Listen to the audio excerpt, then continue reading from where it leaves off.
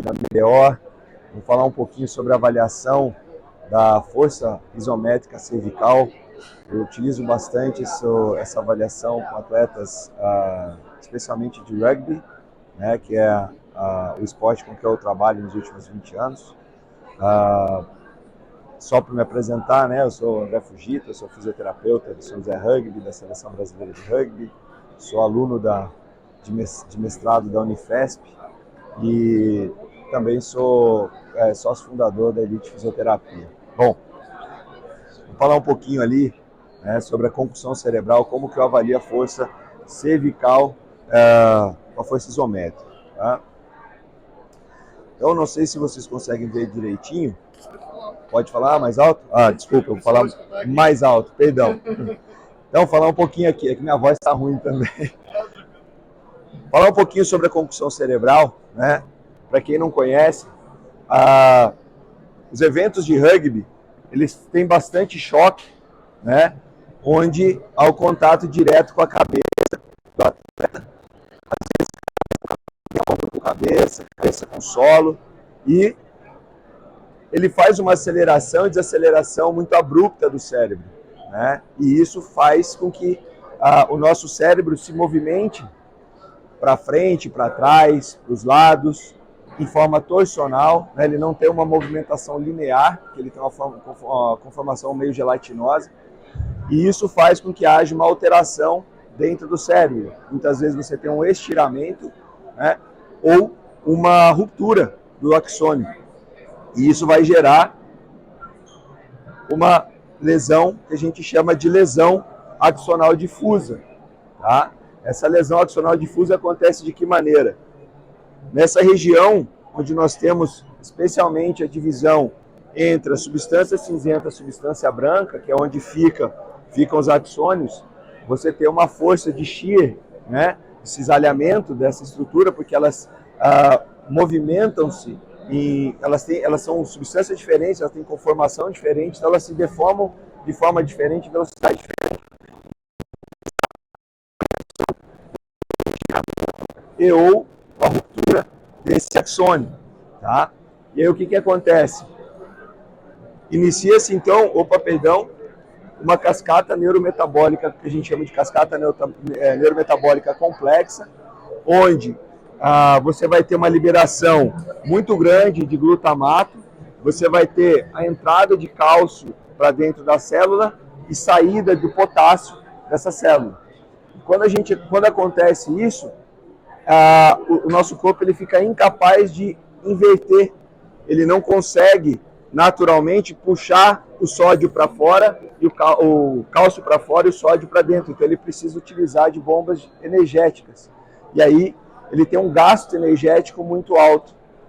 Com esse gasto energético que a gente tem, que a gente chama de crise energética, o nosso cérebro ele fica extremamente vulnerável, né? E vão aparecer diversos sinais e sintomas, né? Quanto mais sintomas essa pessoa tiver, mais a gente diz que pior é o quadro dela e o prognóstico também, né? Pensando em tempo de reabilitação. Os mais comuns que a gente vê são dores de cabeça, pressão na cabeça, mas ele pode aparecer tontura, enjoo, sensibilidade à luz, sensibilidade ao som, a visão borrada, a visão dupla, né, que a gente chama de diplopia, problemas de equilíbrio, sentir-se lento, sentir-se em uma nuvem, que é aquela sensação quando você... Sabe quando você está sonhando, parece que tem uma nuvem assim? Essa é a sensação. Ele não sentir-se bem, só o fato de ele não sentir-se bem, ele está diferente do normal, já é uma característica que a gente tem que pensar, né? Que esse cara ele está em uma situação alterada. Confusão mental, tem dificuldade de se concentrar, ele tem dificuldade de lembrar das coisas, então alteração da memória tanto imediata como tardia.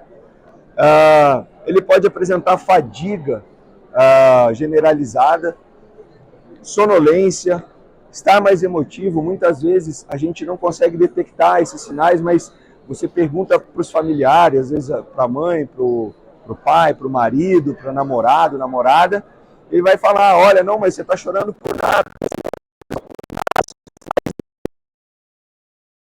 vida. Então, são sinais de alterações que muitas vezes clinicamente a gente não consegue identificar, mas a família nos ajuda, as pessoas mais próximas nos ajudam a rastrear os sintomas que essa pessoa apresenta.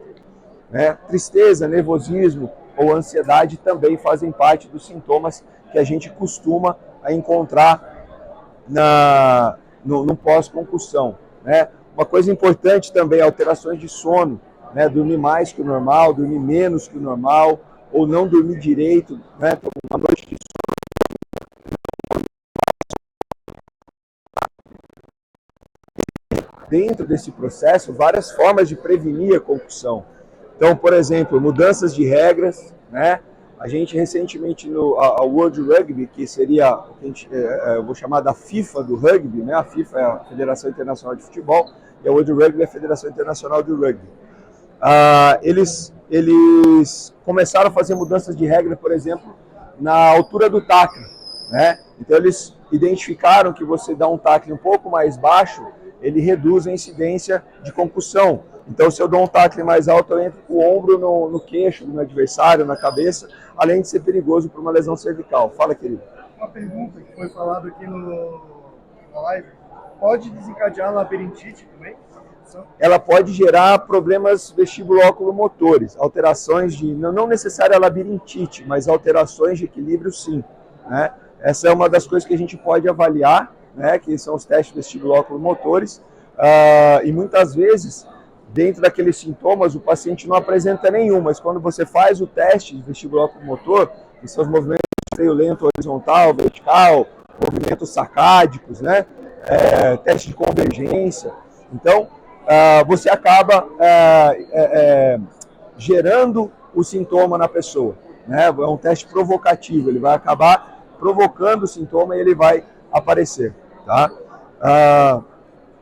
Então, voltando, né? A gente mudou, a World Rugby mudou a altura do tackle. Agora eles estão avaliando se a altura do tackle, por exemplo, a colisão com o joelho, a colisão com o quadril, também foi uma boa mudar isso aí, né? Essa regra.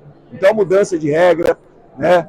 Reduzir as colisões, o consenso internacional que saiu esse ano, uma das regras que eles solicitaram para fazer no hóquei, hóquei sobre o gelo juvenil, é evitar aquela colisão que joga o jogador contra a parede, né, para evitar as concussões. Então isso no hóquei juvenil talvez seja uma regra a ser mudada e provavelmente vai reduzir as concussões no hóquei juvenil,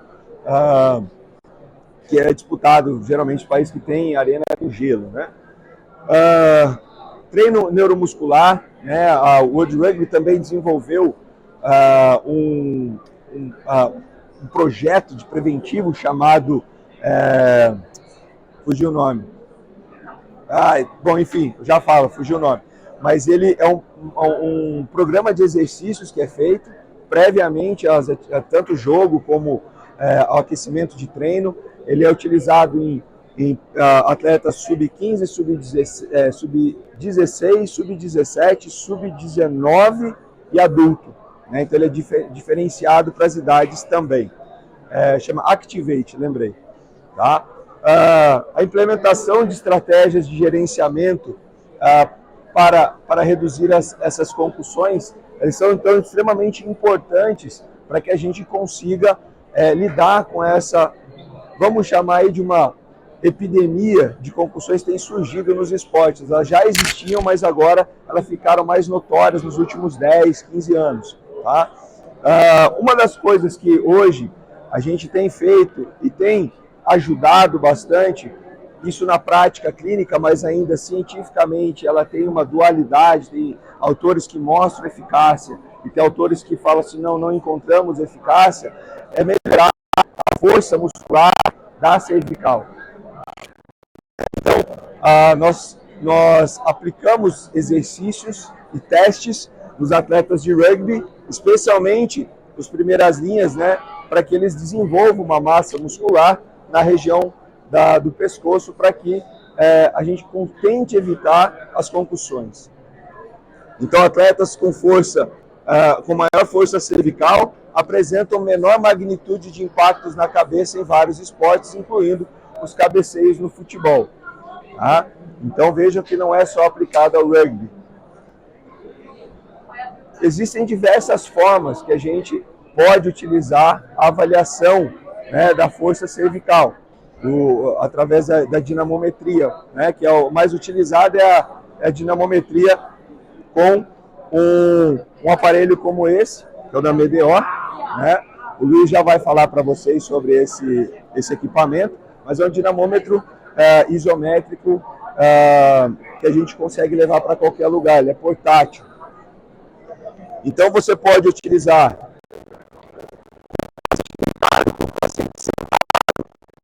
tipos de dinamometria que podem ser utilizados, né? Então, várias formas aqui que a literatura apresenta como possível a maneira de avaliar a cervical, né? A força cervical isométrica. Como que eu utilizo, né, nos atletas? Por uma questão de facilidade, eu gosto muito de fazer com as próprias mãos. Por quê? Quando a gente vai para um evento, no camp, por exemplo, que a gente precisa avaliar a seleção brasileira, ou até mesmo lá no clube, a gente leva muito tempo para fazer e coloca todos os atletas um atrás do outro, né? A gente tem que gastar muito tempo. Então, eu prefiro fazer dessa maneira para que a gente tenha um resultado mais rápido, né? E consiga já entregar os dados, inclusive, para eles levarem muitas vezes para os clubes. Certo? Luiz, faz um favor para mim, apresenta para o pessoal aí o equipamento. Deixa eu deixar... Pode deixar... É rapidinho. Tá. Tranquilo. Então, o nosso é um dinamômetro manual isométrico. Deixa eu só comunicar no teu celular, tu vai fazer a avaliação, pode ser? Pode, claro. Então, só me presta o seu celular. Pode ficar com o fone. Eu jogo rápido. Só pra gente parear aqui.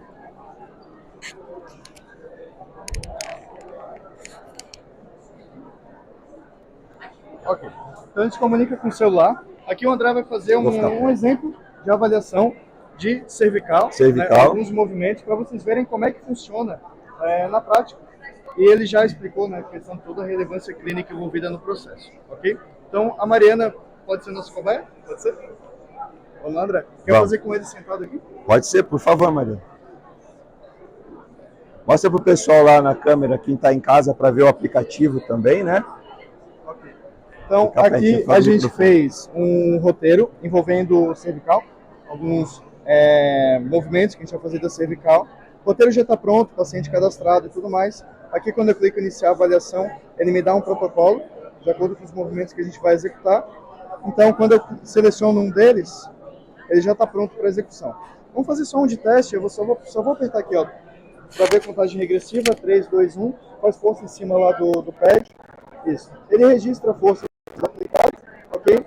E no final ele vai dar um relatório com todas as medições que a gente fez, simetria, carga de treinamento e tudo mais baseado no que a gente tem de literatura. Então, vamos lá? Vamos. Qual que é o primeiro? Flexão ou extensão? Tanto faz, você pode fazer o que quiser. Então vamos começar com a extensão? Pode ser.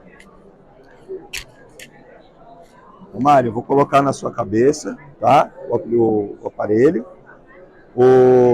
A hora que ele quiser liberar, você vai fazer força para trás, tá? Você conta o 3, 2, 1 para mim, por favor? 3. Põe a mão no peito para mim. 1. Força. Isso, isso, isso. Boa. Eu vi que tá escavendo, depois eu ponho a perna aqui. Então essa foi...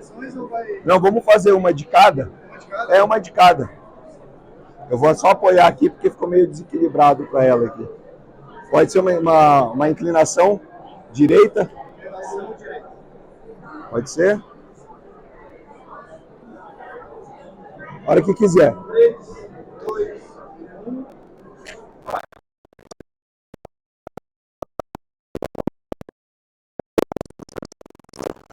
E deu. Aí. Pronto. Descansa um pouquinho. Vamos, dá um tempinho para descansar aqui, uns 10 segundinhos. A gente faz uma inclinação esquerda.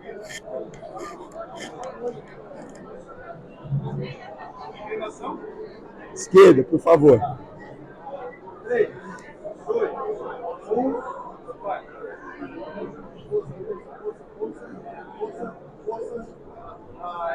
Deu, obrigado.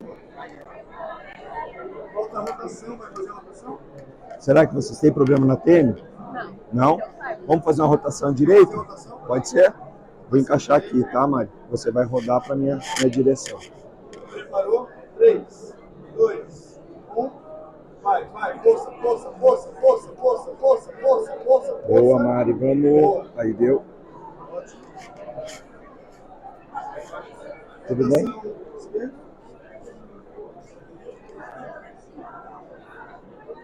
3, 2, 1. Vai, força, força, força. Força. Boa. Boa. Só falta a flexão agora. Vou pedir licença para o pessoal que está assistindo, vou ficar de costas.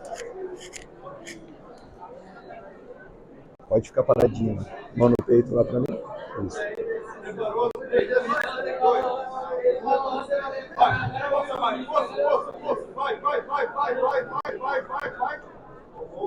Deu. Muito obrigado, Marco. Não vai esquecer seu óculos. É verdade, senão não sai chegando nada. Ele vai gerar um resumo, que é a simetria. Fez. Existem peças que são unilaterais, né? Flexão e extensão não vai ter uma simetria, mas rotações e inclinação, como a gente fez, dois lados, aí tem. Quer dar uma olhadinha nos resultados? Boa. Então, a gente consegue ver aqui, né, uma diferença. Esse aqui foi a inclinação, né? Ela fez em 5,88 kg força e para a esquerda 4,90. Né? Ela tem uma diferença aí de 17%. A gente preconiza geralmente, não só para flexo e extensão de joelho, mas que a diferença seja de no máximo 10%. Tá? Ela está aqui até olhando os resultados dela. E para rotação cervical, ela teve uma diferença aí de 12%, onde o lado direito fez 4,32 kg força e o esquerdo 4,91. Então está bem próximo ali, bem simétrico, né? A diferença de 12%, mas a gente vai dar uma identificada, às vezes, se ela tem dor para fazer o movimento no exercício, né? Se ela tem alguma alteração em trapézio. Então a gente sempre tem que procurar essas coisas, tá? E aqui a gente também consegue ver a curva. Você mostrou a curva, não? Né? Eu mostrei. Pode mostrar. A gente tem as curvas de todos os testes, né? Questão de tempo para pico, uma curva de força por tempo. Se a gente clicar em alguma dessas curvas, por exemplo, vou selecionar aqui inclinação cervical direita. Eu consigo ver o torque. Aqui a gente não fez medição de braço de alavanca, então não aparece. Consigo ver uma carga preditiva de um movimento, de um teste de um RM. E também cargas de treinamento já sugeridas através dessa predição de um RM, caso seja o objetivo o treinamento do indivíduo. Então tudo isso a gente consegue exportar. Então aqui quando eu exporto, compartilho um relatório, eu vou gerar um arquivo PDF. Esse arquivo eu posso encaminhar para qualquer contato, para me enviar para o paciente, enviar para um colega, médico, e qualquer pessoa que tiver interesse, né, nesses dados, tudo de forma direta e prática.